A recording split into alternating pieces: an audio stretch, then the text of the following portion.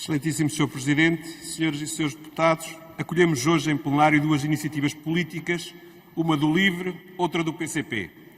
Uma que nos interpela e visa plasmar na lei, de forma solene, o reconhecimento de direitos fundamentais das pessoas idosas, dando corpo à resolução da Assembleia Geral das Nações Unidas, resolução já apresentada em projeto pelo PSD nas suas propostas de reforma constitucional,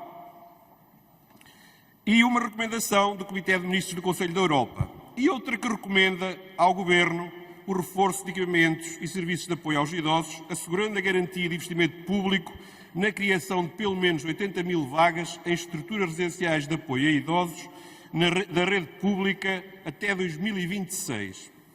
Uma com mérito e oportunidade, outra plena de preconceitos ideológicos, impregnada de tímidas intenções reacionárias contra as instituições do setor solidário, desvalorizando a sua utilidade pública inquestionável e a sua natureza de pessoas coletivas sem fins lucrativos.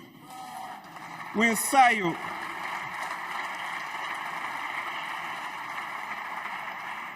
ensaio cego contra as organizações da sociedade civil e ao papel central, essencial e imprescindível que têm na promoção da proteção social, querendo restituir ao Estado Central aquilo que já está, desde 1983, onde deve estar, a cargo de IPSS e misericórdias.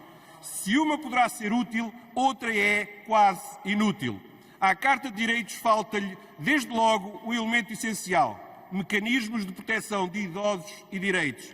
Quanto à recomendação, é inútil porque o Governo informou no mês passado que o investimento previsto para o efeito até 2026 promoverá a criação de mais de 26 mil vagas nas respostas sociais dedicadas aos idosos, sendo 13 mil para a instalação de camas sociais. Assim nos disse a Sra. Secretária de Estado da Inclusão, respondendo pela incompetência do Governo, do seu Ministério, no combate às listas de espera por vagas nas respostas sociais para pessoas idosas. Quando, envergonhadamente, nos informava que, entretanto, já haviam sido criadas 50 camas sociais como contributo para a resolução do urgente, crítico e gravíssimo problema da falta de milhares de camas sociais, um pouco por todo o país. É inútil porque este Governo é insensível à realidade social que o rodeia, deixando famílias desesperadamente sós e entregues à sua sorte, mesmo quando têm recursos próprios para financiar a totalidade das despesas com a prestação de cuidados aos seus idosos. E isto num país que está entre os mais envelhecidos da Europa, com quase 2,5 milhões de pessoas idosas, e onde a taxa de cobertura das respostas sociais de apoio a idosos ainda não ultrapassa os 12%. E as respostas residenciais existentes apresentam uma ocupação máxima de 90%.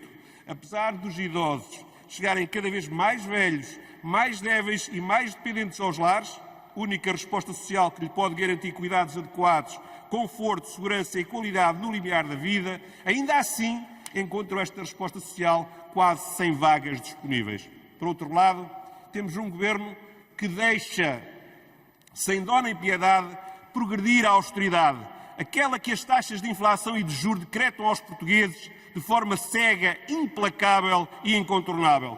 As famílias estão cada vez mais pobres e mais próximas do limiar da pobreza. Há cada vez mais idosos maltratados, abandonados, burlados, negligenciados ou sem qualquer suporte familiar ou social. São inúmeros idosos que aguardam por vagas sociais em camas e corredores de hospitais. São inúmeras as situações de lares ilegais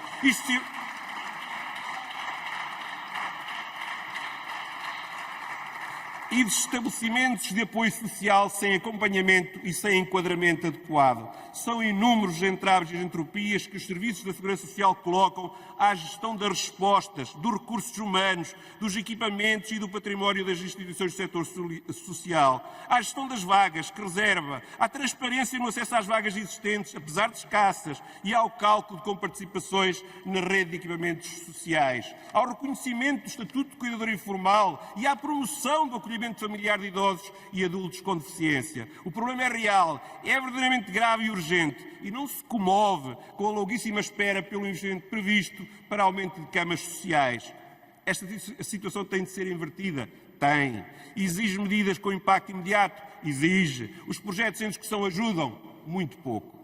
E o que constatamos é que o Governo não consegue combater um problema que se vai agravando de dia para dia. Uma vez mais, temos um Governo à espera de um milagre, à espera que os problemas se dissolvam ou resolvam por si só. E os portugueses que aguentem, porque habituados já estão, infelizmente, disse.